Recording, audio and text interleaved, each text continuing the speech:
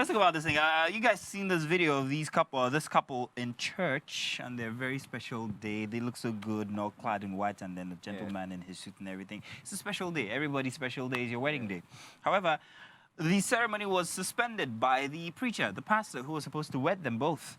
He said, nope, we're going to suspend this wedding. Guess why? Well, apparently, the lady, the bride, was present all by herself. No family member, nothing whatsoever. No one to give her out in marriage. And so the preacher was like, you know what, we're suspending this until somebody from your family comes up and says, I'm handing you over. First of all, I thought about it, and I'm like, the audacity. Why would a pastor just, ruin your best, what's supposed to be one of the best days in your life like that? But then when I read through the comment section, I started seeing some points that people were making, and I'm like, remember when you go to court to get married, and then they put up that thing? You don't even need to go to court. For everything, for it to stand and be seen as something legal, there has to be witnesses. Exactly. There has to be people saying, okay, I stand for, or I attest to this. And I remember when I was getting married, I went through a series of documentation, so to say, just to ensure that, things are the way it should be. When I got married, my wife had lost her dad.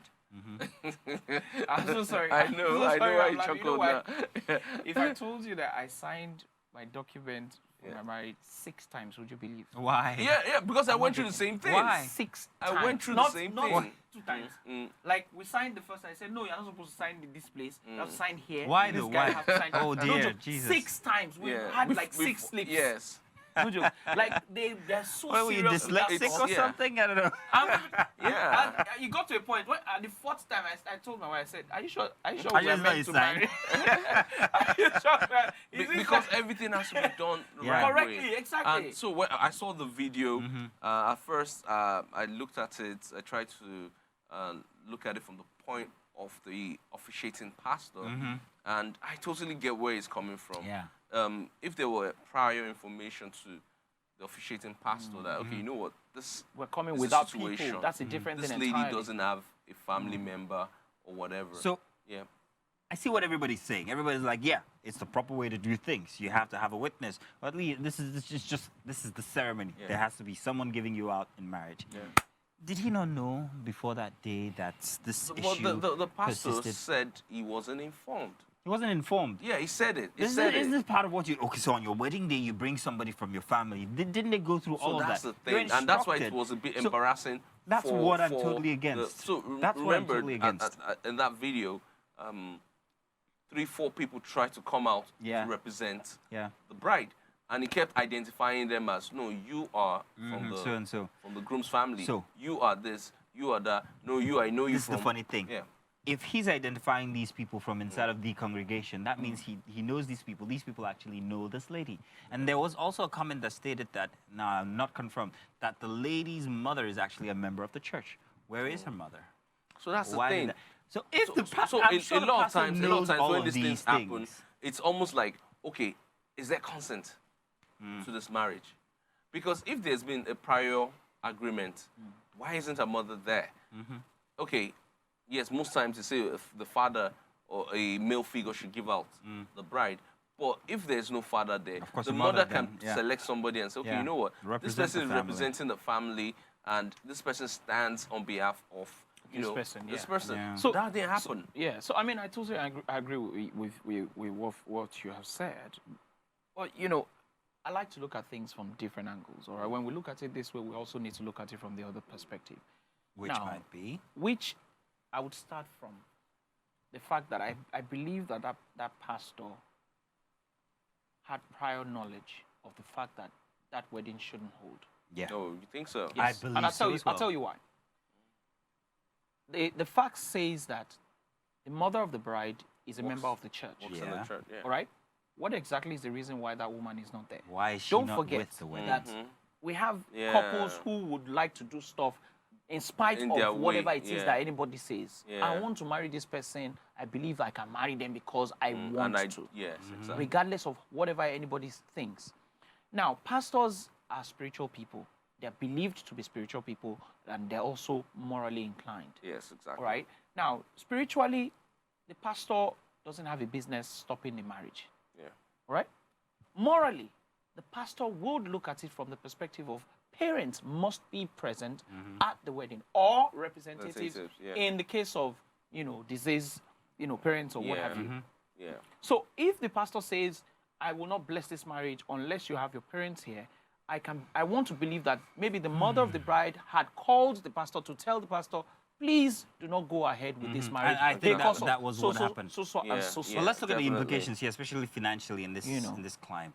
You have prepared everything down till this day. You've got a reception paid for, food and drinks and guests and everything. You put all this together. Does it take one man?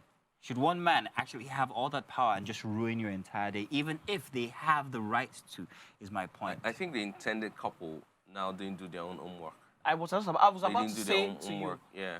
Well, I mean, I was just about to say to you that I think I would blame the intending couple. Yeah.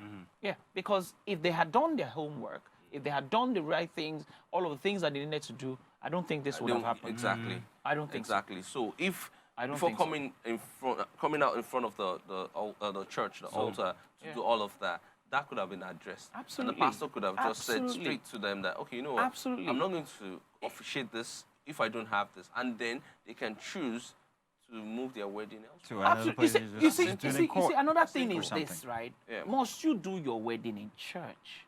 Good question. So which is the most legally binding? Is actually what you do in court. Yeah. Everything else, everything else is just formality. So church is actually... It's not as legal. It's not legal at all. That's just a tradition. Which it depends on some churches.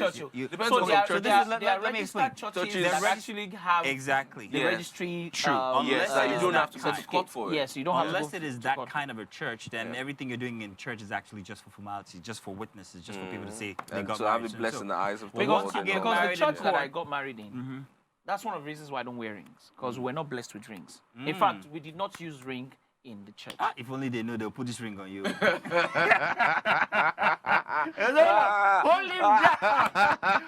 him down. They put it on all his fingers. Wedding band. No, because we didn't. Because I was surprised, because I was like, this diamond do I buy for you? But then they didn't. In fact, we didn't even talk about rings at all. There was nothing like ring the ring, nothing like that. I wish we could go into that conversation and talk about the relevance of rings. Nothing. There was no. In fact, we had to run after the pastor when we finished the ceremony. He said, "Sir, please help us pray on the ring." So he prayed on the ring, and then we just slipped it on, just so that we can show our friends and take pictures with it and everything. Yeah. But we're not blessed with rings. We're blessed with the Bible. So you have an excuse to not wear a ring. Did you ever have a time when you didn't wear? I once wasn't. I never used to wear the ring. Did you have a time? How did your wife feel about that? I've been married for 11 years, and I have my head on my shoulder. That's because of my ring. So women tend to. Your ring is always on. It's always on. So you have been wearing this for 11 years. I've been wearing it for more than 11 years. No. Okay, so it's because it's a gold ring now. I don't have original gold ring. Get out of here, man. So I didn't have No, that's not the reason. So I think I'm a bit old school and tradition. I'm a traditionalist in that regards, and even though I have nothing against, you're conservative in that. No, I feel that the wedding band is just a way to identify your status. Okay. That's how I see it. I don't really see the major significance. Let me. I put it to you. Hey, I'm in trouble. He's putting it to me. You people are the most useless people. Useless people. There's nothing can tell me. I don't think. Let me just finish. Yeah, let him finish. I do not think the ring, wearing a ring or not wearing a ring, gives credit to whether you're married or not. I don't think so. I'm just saying it's a way of identifying who's married and who's not. If who's married or not married. And that's the only way I my say story, it. and real quick, so we can move to the other topic. I got married at 33, and I erroneously thought that because of the job I do, that I'll look less, what's the word? Appealing. Less appealing without the ring. I mean, with the ring. Yeah. So first few years of my marriage, it was a struggle between I and my wife, because she wanted me to identify as married always. Yeah. And I'm like, I don't need this, so I wouldn't wear it. Jennifer, if only you know, you might want to take this ring off of it, because this actually attracts more women, quite frankly. Oh, yeah. Yeah, but it does actually. We've settled that, but right now I actually can't do without it. I fidget with it all the time, especially. I've never gone out. I can't go Really? out without. Yeah. I've never gone. So- in fact, it's so so bad let me that tell when you I wake up when in the I'm not wearing morning, it. So let me Yeah. tell you something. I slip it on. So there's something Oh, you interesting take that it happened. off? You know, I there's, do take it there's, off. There's actually Ah. something interesting that happened to me before I got married, right? Because of the kind of work that I do, I meet, make it I quick meet, 'cause I we meet, have- I meet women all the time, all right? So I used Got to a wear smile rings. on his face. I meet I, women no, all I'm the telling you, time. I used to wear rings all the time. Matter of fact, people thought I was married Yeah. before I got Before you were married, okay. because I was Okay. always wearing my rings, and I was always wearing it here. Let's talk about You something know. a bit more mundane. So yeah? you know, All right. it's just interesting.